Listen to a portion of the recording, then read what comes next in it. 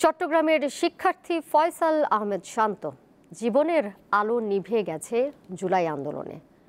উজ্জ্বল ভবিষ্যৎ ও ছেলের সফলতার গল্পের পরিবর্তে এখন সেগুলো শুধুই স্মৃতি। শান্তর মৃত্যুর 1 বছর হয়েছে, আজও থামেনি মমতাময়ী মায়ের আর্তনাদ।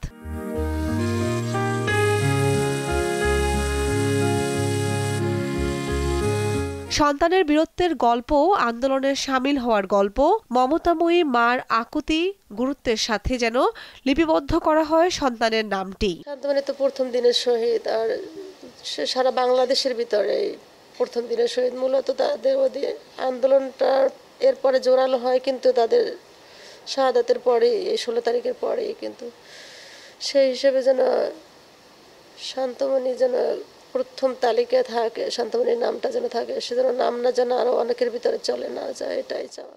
জুলাই আন্দোলনে রংপুরে আবু সাইদের পরই চট্টগ্রামে নিহত হন ফয়সাল আহমেদ শান্ত, অথচ ফোকাস করা হচ্ছে বাছাই করে।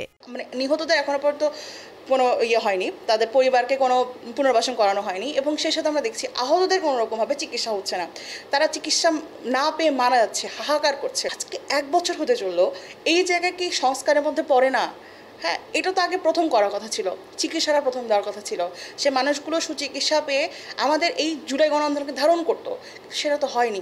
বৈষম্যবিহীন বাংলাদেশ বা অসাম্প্রদায়িক বাংলাদেশ আমরা যেটা চেয়েছিলাম সেটা এখনো পূরণ হয়নি, এবং গণ অভ্যুত্থানের যে আকাঙ্ক্ষা ছিল সেই আকাঙ্ক্ষা পূরণ হয়নি বলে আমি মনে করছি। জুলাই আন্দোলনের শান্ত সহ নিহতদের যথাযথ মূল্যায়ন ও আহতদের সঠিক চিকিৎসা সহ জুলাইয়ের মূল চেতনা ধরে রাখার প্রত্যাশা শান্তর পরিবার ও জুলাই যোদ্ধাদের। দীপ্ত, বার্তাকক্ষ।